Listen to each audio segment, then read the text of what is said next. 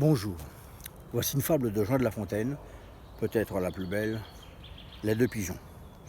Deux pigeons s'aimaient d'amour tendre.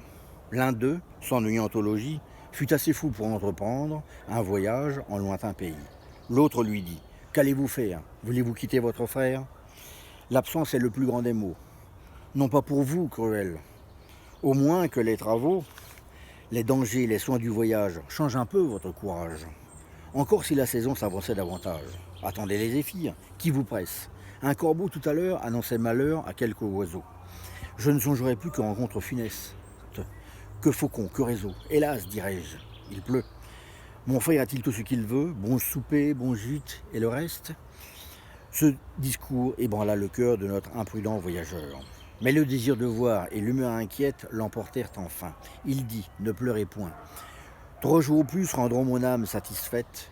Je reviendrai dans peu compter de point en point mes aventures à mon frère. Je le désennuierai. Quiconque ne voit guère n'a guère à dire aussi. Mon voyage dépeint vous sera d'un plaisir extrême. Je dirai: j'étais là, quelque chose m'avint. Vous y croirez être vous-même. À ces mots, en pleurant, ils se dirent adieu. Le voyageur s'éloigne, et voilà qu'un nuage l'oblige de chercher retraite en quelques lieues. Un seul arbre s'offrit, tel encore que l'orage, maltraita le pigeon en dépit du feuillage.